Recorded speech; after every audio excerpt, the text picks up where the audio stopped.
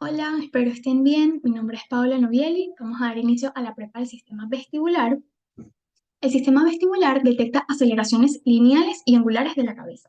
Una vez que se procesa esta información a nivel de las estructuras centrales, junto con la información visual y propioceptiva, se desencadenan movimientos oculares para mantener el campo visual estable, lo que se conoce como la estabilidad de la mirada a pesar de mover la cabeza, y ajustes corporales para corregir la postura y mantener el equilibrio.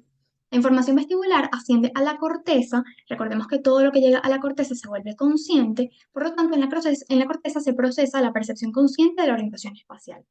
Las funciones del sistema vestibular son la formación de la sensación de orientación espacial, el mantenimiento del equilibrio corporal, ya veremos a través de algunas vías, el reflejo en reposo y movimiento y la estabilización de la cabeza y de las imágenes retinianas. En relación a la estructura del sistema vestibular, tenemos que el aparato vestibular junto con la cóclea forman el laberinto membranoso que está contenido dentro del laberinto óseo.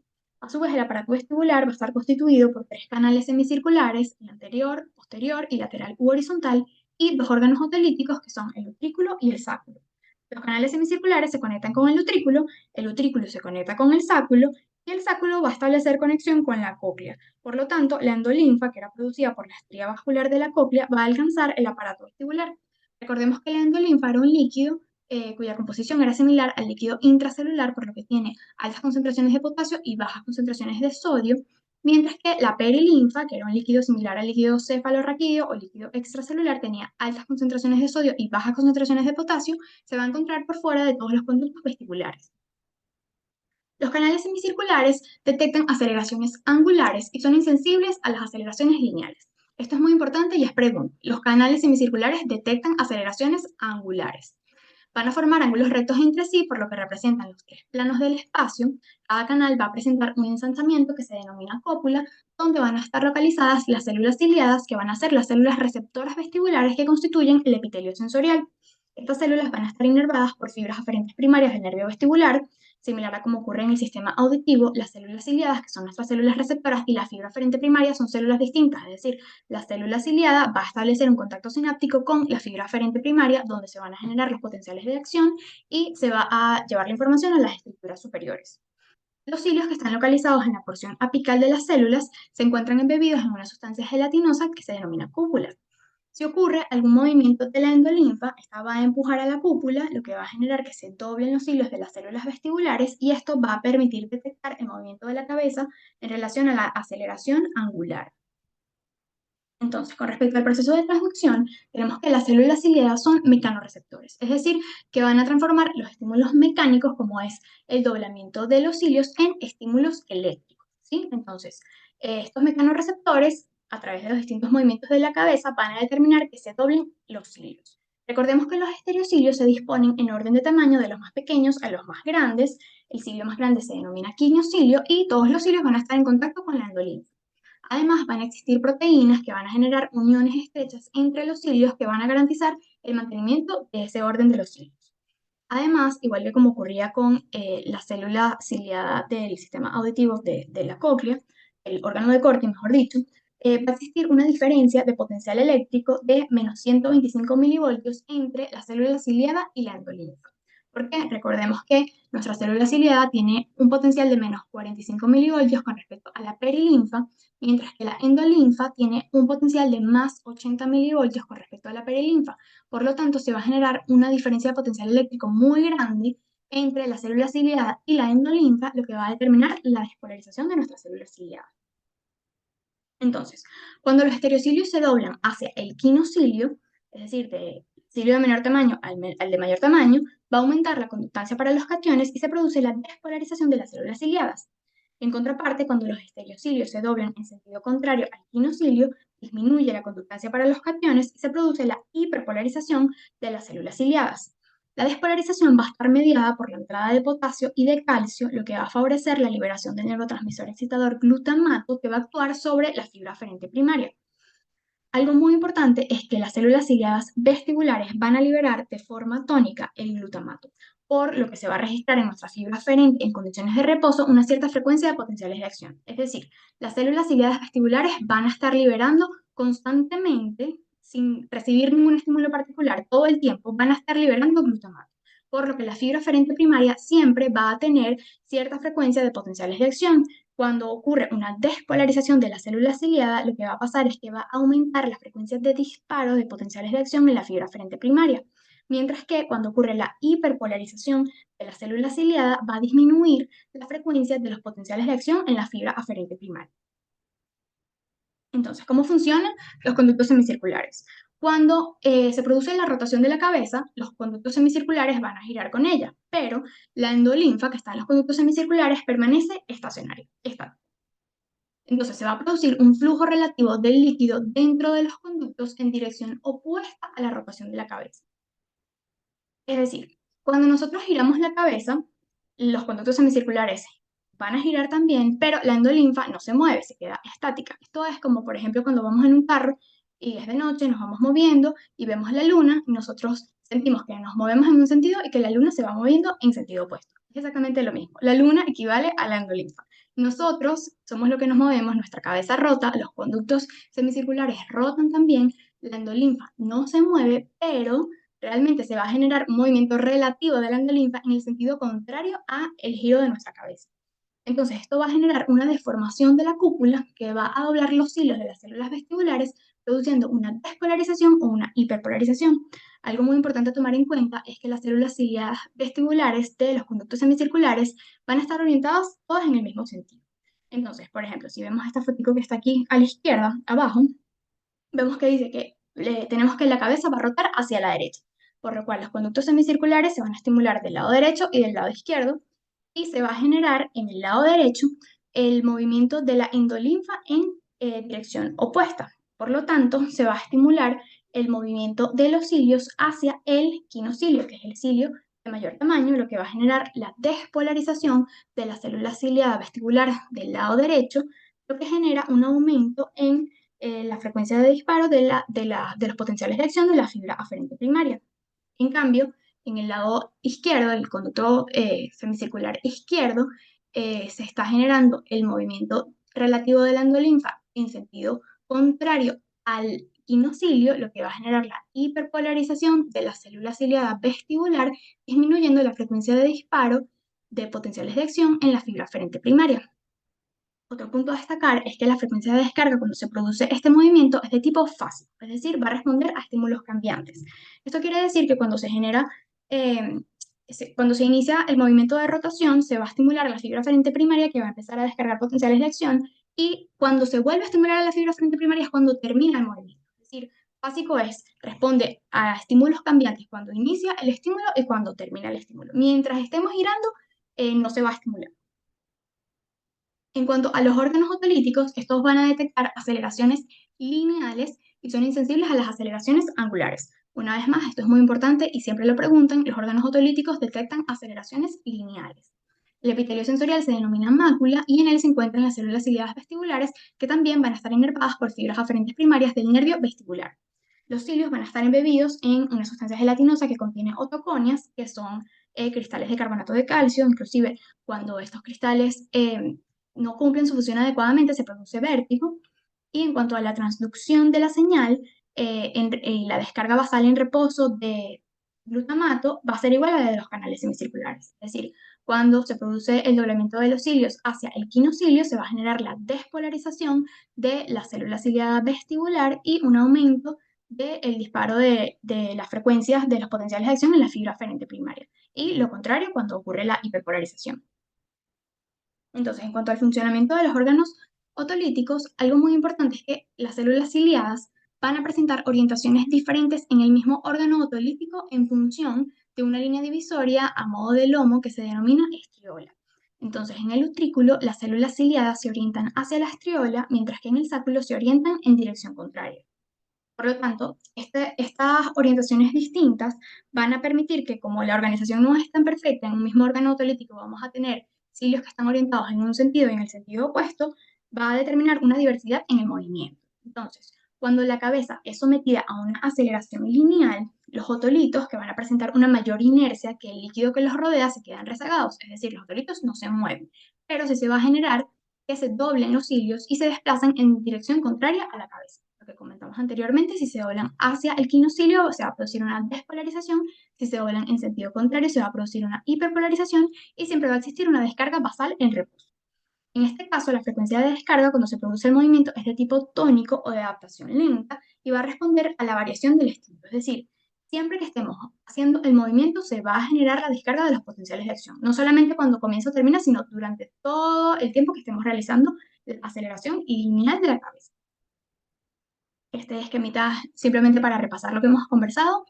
Tenemos entonces nuestro sistema vestibular va a estar constituido por los canales semicirculares, donde las células ciliadas se van a encontrar en la ampolla o cresta ampular, los cilios van a estar en contacto con la cúpula y van a responder a la aceleración angular.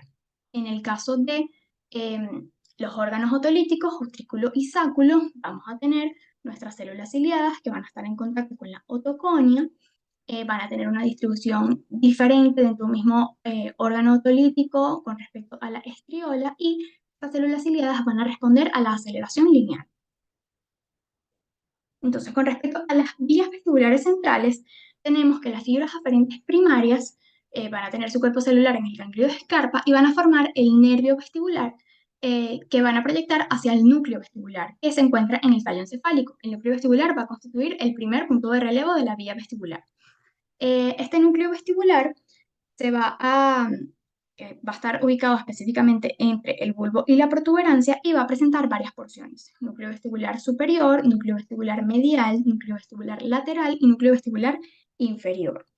Por lo tanto, las fibras aferentes ampulares, es decir, que provienen de los canales semicirculares, van a terminar preferentemente en los núcleos superior, medial y lateral, mientras que las fibras aferentes otolíticas, que provienen del sáculo y del utrículo, van a terminar preferentemente en los núcleos lateral e inferior.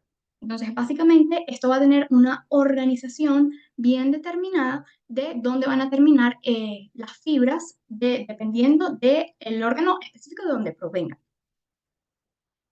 Ok, entonces con respecto a las vías, tenemos que el núcleo vestibular va a ser el sitio de integración multisensorial y motora, que van a llegar aferencias eh, tanto visuales como propioceptivas y se van a integrar muchos distintos tipos de información que va a venir tanto de la vía visual, es decir, de los ojos, va a venir del aparato vestibular ipsi y contralateral, va a venir también del cerebelo, donde intercambia información, y receptores articulares, tendinosos, musculares y cutáneos que van a traer la información propioceptiva. Entonces, estas informaciones van a llegar al núcleo vestibular, donde se integran y se van a emitir proyecciones que van a estar destinadas principalmente al núcleo oculomotor y a la médula espinal. Entonces, el núcleo oculomotor, vía fascículo longitudinal medial, va a generar el control de los movimientos oculares y la estabilización de la imagen en la retina estando en movimiento.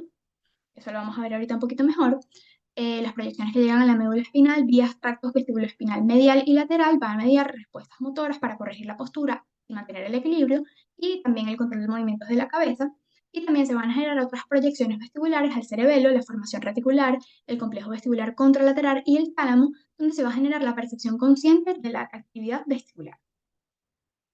Entonces, como comentamos al inicio, una de las funciones principales del sistema vestibular es el mantenimiento del equilibrio. Entonces, el equilibrio va a ser el estado en el que el centro de gravedad de la masa corporal se proyecta sobre el polígono de sustentación. Para mantener una buena postura se requiere estar en un estado de equilibrio. Cuando por alguna fuerza externa ese centro de gravedad se va a proyectar fuera del polígono de sustentación, se van a desencadenar una serie de respuestas compensatorias que van a buscar regresar a nuestro estado de equilibrio. Por lo tanto, cuando se produce una rotación de la cabeza, se va a generar una aceleración angular, ¿verdad? Que va a activar a los receptores vestibulares de los canales semicirculares. La información va a ser enviada al núcleo vestibular y se va a generar la activación de los tractos vestibuloespinales. En contraparte, cuando ocurre un movimiento lineal de la cabeza, se va a producir la activación de receptores vestibulares de los órganos otolíticos. La información va a ser enviada también al núcleo vestibular y se va a generar la activación de reflejos que van a generar o van a llevar a una respuesta motora que va a permitir corregir la postura y volver al equilibrio. Los tractos vestibuloespinal, lateral y medial, entonces van a estar constituidos de la siguiente manera.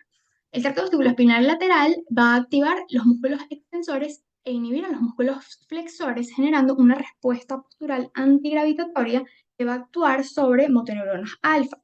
Por ejemplo, si rotamos la cabeza a la izquierda, va a aumentar la actividad de los músculos posturales del lado izquierdo. En cuanto al tracto vestibuloespinal medial, va a causar la contracción de los músculos del cuello que se oponen al movimiento de la cabeza y va a intervenir también el reflejo vestíbulo-cólico como parte del circuito de retroalimentación negativa.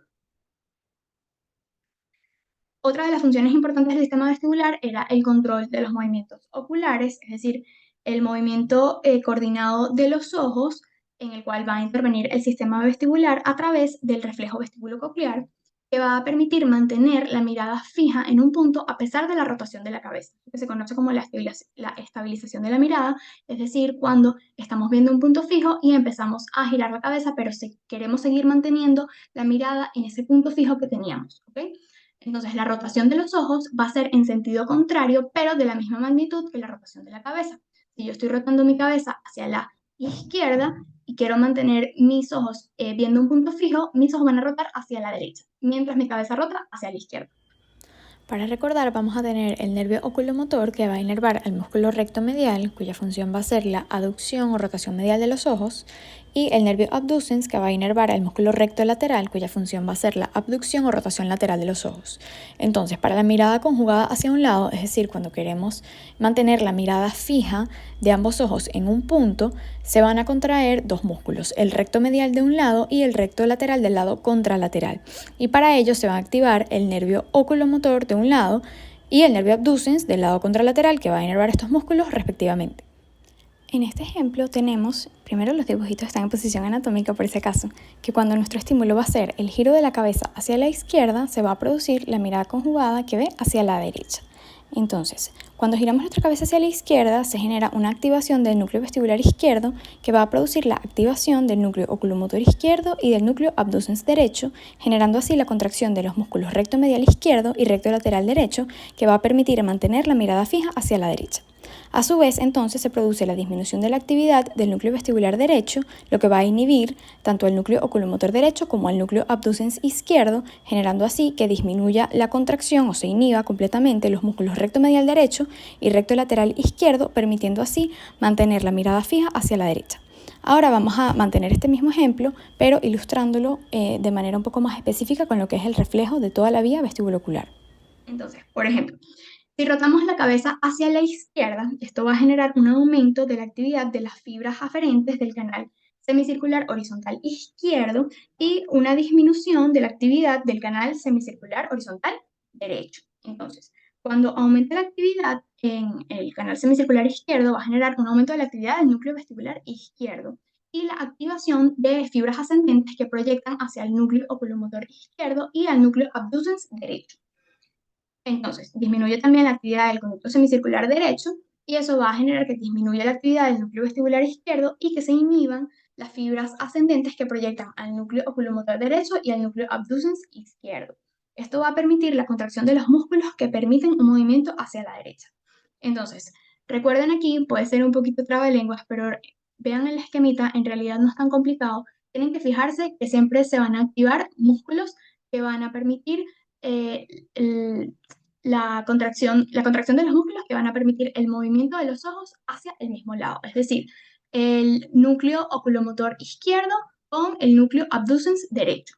Y se inhibe el núcleo oculomotor derecho y el núcleo abducens izquierdo, ¿sí? Siempre los que van a generar la rotación de los ojos hacia un mismo lado.